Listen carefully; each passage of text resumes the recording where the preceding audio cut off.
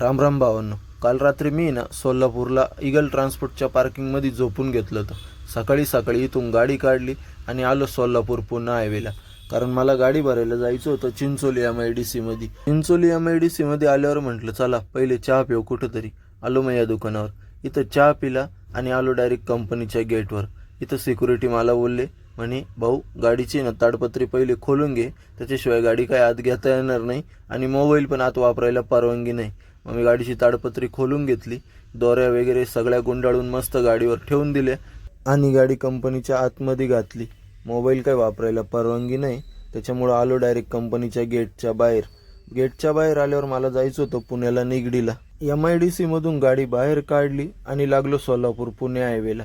सोलापूर पुणे हायवेला लागल्यावर संध्याकाळी 6 वाजता मी पोचलो पुण्यात. पुण्यात आल्यावर ही गर्दी, पुण्यातली ट्रॅफिक पास करून निगडीला येता येता मला अंधार पडून गेलं. आलो मग निगडीला. हे बघा, हे ऑफिस आहे. इथंच उद्या आपल्याला आहे ना गाडी खाली करायची. आलो मग इथं पार्किंग मध्ये गाडी पार्क करून दिली. म्हटलं चला आता काहीतरी ना खाऊन येऊ. आलो मग बाहेर आल्यावर ना या गाड्यावर आलो. इथं पावभाजी खाल्ली. म्हटलं चला आता झोपून घेऊ मस्तपैकी, काहीच ताण नाही. असा होता माझा आजचा दिवस. कसा वाटला तुम्हाला आजचा माझा ब्लॉग? आवडला असेल तर लाईक करा, कमेंट करा, फॉलो करा, शेअर करा.